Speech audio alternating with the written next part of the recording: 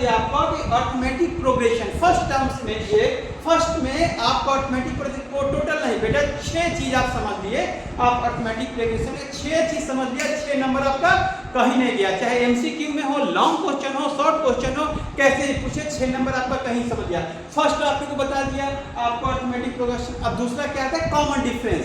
Common difference क्या है समान अंतर, कॉमन अंतर इसके बीच में जो इसको सबसे पहले आप समझ लें कि इसको डिनोट करते हैं, कॉमन डिफरेंस को डी से डिनोट करते हैं, डी से डिनोट। जैसे ये सीक्वेंस हो गया एपी हो गया 4 8 ये आपका एपी हो गया, इसको कॉमन डिफरेंस निकालने के लिए एक चीज पहले समझना होगा कि टर्म्स क्या होता है। टर्म्स आपने समझ जाए तो फर्स्ट वाले को हम फर्स्ट को एक terms, 2 term A2 A1 A1 A2 A3 A4 इस टाइप से हम डिनोट करते हैं।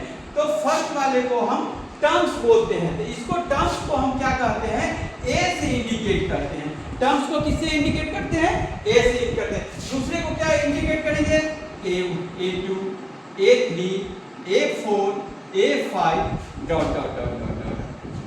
अब डी कॉमन डिफरेंस में हम आ रहा है, कॉमन डिफरेंस निकालने के लिए हमको A2 को A से माइनस करना पड़ेगा, सब्ट्रैक्ट करना पड़ेगा उसको। तो कॉमन डिफरेंस निकालने के लिए क्या करेंगे D = A2 - A। D इस दोनों के बीच में अगर D निकालना हो D = A4 - A3। इन दोनों के बीच में डिफरेंस निकालना हो D = A5 - A4।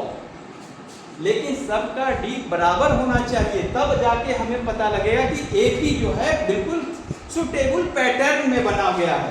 तो आप निकालें A8 - 4 = 4, इसमें निकालें 16 - 12 4, इसको निकालें 20 - 16 = 4। सारे का 4 4 आ रहा है। It means common difference D = क्या हो गया 4 हो गया।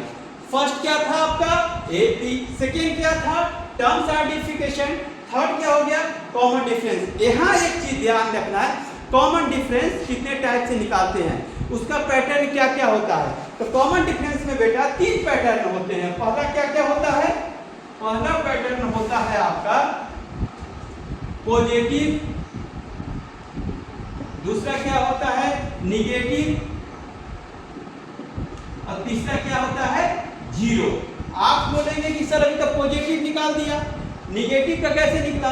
अगर इसी को सीक्वेंस को टर्म्स को अपोजिट कर दें आप, जैसे एग्जांपल जैसे 4 8 12 13 ईयर, अगर हम इसमें लिख दें 20 16 12 8 4 कर दें, इधर D निकालने के लिए आपको क्या करना पड़ेगा A2 में से 16 - 20 = -4।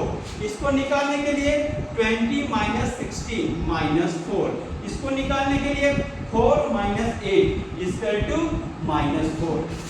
यहाँ माइनस में आपका हो गया, माइनस में हो गया, यहाँ प्लस में आपने पहले निकाल के देखा, अभी माइनस में हो गया। अगर अभी जीरो निकालना हो, जीरो निकालना हो तब कैसे निकालेंगे आप मान लिया आप कोई कंपनी में काम कर रहे हैं, सीक्वेंस में आपको 5000 वेतन हो गया। फर्स्ट आने वाला समय में क्वेश्चन आएगा, रिलेट करके क्वेश्चन बनाओगे तो जैसे जैसे होगा सोल्व करें। 5000, दूसरे साल भी आपको 5000 ही रहा, तीसरे साल में भी 5000 ही क्वेश्चन, उसने आपका बढ़ाया नहीं, पेमेंट को बढ़ाया नहीं। जैसे जैसे सीक्वेंस आएगा, जैसे ही क्वेश्चन आएंगे और आप समझेंगे, बट इसका कॉमन डिफरेंस तो कुछ ना कुछ तो होगा, इसका कॉमन डिफरेंस कुछ ना कुछ तो होगा। तो इसमें से 5000 - 5000 = 0, इसमें से इसको करते हैं तो 5000 - 5000 = 0। तब हम समझते हैं, तब हम कह सकते हैं कि अगर आपसे कोई पूछता है एमसीक्यू में क्वेश्चन आता है कॉमन डिफरेंस को कितने टाइप से निकालते हैं, तो आप 3 टाइप करेंगे, पॉजिटिव, निगेटिव और जीरो। अगर नंबर में पूछता है बेटा कभी भी तो आप 3 भरेंगे ऑप्शन में। वो 4 चीज पर पढ़ा दिया, इस चारों में किसी को डाउट? हाँ बोलो।